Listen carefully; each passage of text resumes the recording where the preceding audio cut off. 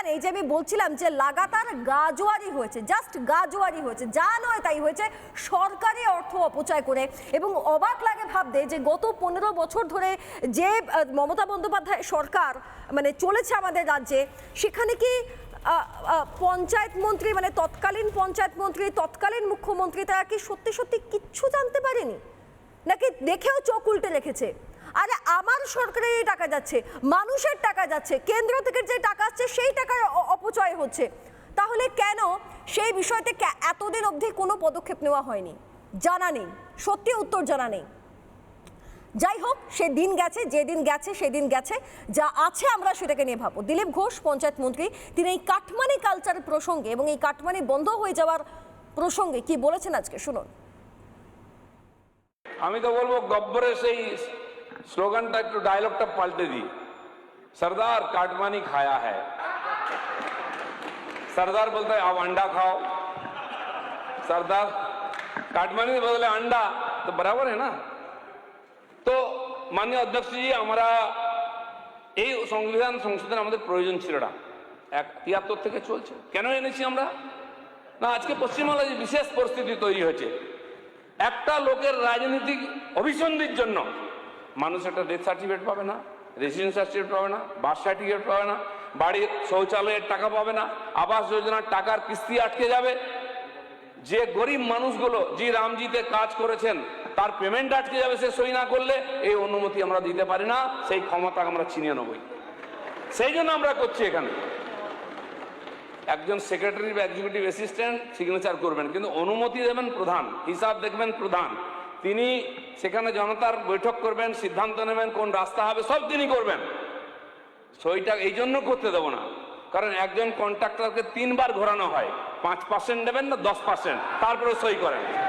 সেই অধিকারটা ছিনিয়ে নিচ্ছি, কাটমানি খাওয়ার অধিকার ছিনিয়ে নিচ্ছি, বাকি সংবিধান যে অধিকার দিয়েছে সেটা ছিনিয়ে নেওয়া হয়নি।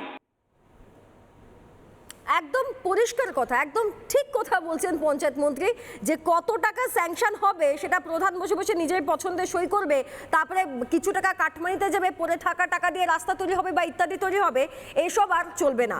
সুকান্ত ঘোষ অধ্যাপক, তিনি আমাদের সঙ্গে আজকে রয়েছেন। আমি একবার সুকান্ত বাবুর কাছে যাই। সুকান্ত বাবু, যে পদক্ষেপ আজকে নেওয়া হলো বা এই যে এতদিনের একটা ব্যবস্থাপনা যেটা আমাদের রাজ্যে চালু রয়েছে, ত্রিস্তরীয় পঞ্চায়েত ব্যবস্থা, এবং সেখানের একটা ছোট্ট কিন্তু খুব বড় বদল হলো যে ক্ষমতা আদতে ওই প্রধানদের কাছে আর থাকছে না, সরকারি আধিকারিকরা সই করবেন, তারপর যা ব্যবস্থা নেওয়া হবে। আপনি এটা কিভাবে দেখছেন? দেখো, সংবিধানের 45 নং ধারায় যে পুরো আর্থিক যে ক্ষমতা সিগনেটারি হিসেবে পঞ্চায়েত প্রধান এবং তার অনুপস্থিতিতে উপপ্রধানের ছিল, আজকে কেন তার থেকে এই ক্ষমতাগুলো কেড়ে নেওয়া হচ্ছে? পরিষ্কার বিষয় হচ্ছে ট্রান্সপারেন্সি এবং স্বচ্ছতা রক্ষায়, এবং যে ধরনের দুর্নীতির অভিযোগ পঞ্চায়েতে আমরা পেয়েছি, এবং এই পুরো 5 বছর ধরে যেভাবে ক্ষমতার লোভে কোনো সময় কাটমানি খেয়ে পরে দেখা যায় পঞ্চায়েত ভোটটা প্রহসনে পরিণত হয়, এবং অনেক সময় পঞ্চায়েত প্রধানদের বিরুদ্ধে এই অভিযোগও রয়েছে যে তারা মিটিং ডাকেন না। এখন নতুন সংশোধনীতে কিন্তু পঞ্চায়েত প্রধানরা মিটিং যদি না ডাকেন তাহলে সচিব ডাকতে পারবেন।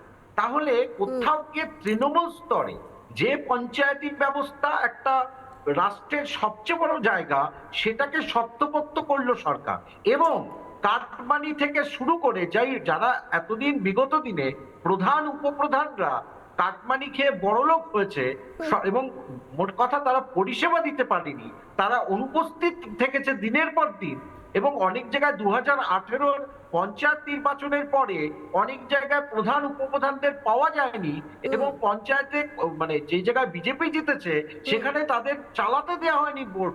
সেই অভিযোগগুলো কিন্তু আজকের নয়। সুতরাং পঞ্চায়েতি ব্যবস্থার দুর্নীতিকে সরিয়ে স্বচ্ছ ব্যবস্থা রাখবার জন্য সচিবদের হাতে এই ক্ষমতা আনয়ন করার অর্থ এই নয় যে সংবিধানের বিরুদ্ধে কোনো কাজ হয়েছে। পরিষ্কারভাবে এতদিন ধরে তৃণমূল আমলের যে কাটমানি খেয়েছিল যে প্রধানরা বা উপপ্রধানরা, সেই রাস্তাটা বন্ধ করলেন পঞ্চায়েত মন্ত্রী, এবং এর মাধ্যমে জনগণকে তৃণমূল স্তরে পরিষেবা পৌঁছে দেওয়ার ক্ষেত্রে আরো বেশি ট্রান্সপারেন্সি থাকলো বলে আমি মনে করি। বেশ বেশ সুকান্ত বাবু, আমি একটু কাশিমারের কাছে যাই। কাশিম, নানা ধরনের কন্টেন্ট দেখার জন্য লাইক করুন, শেয়ার করুন আমাদের ফেসবুক পেজ, সাবস্ক্রাইব করুন আমাদের ইউটিউব চ্যানেল। পাশাপাশি অন্যান্য ব্রেকিং নিউজের জন্য অবশ্যই চোখ রাখুন রিপাবলিক বাংলায়।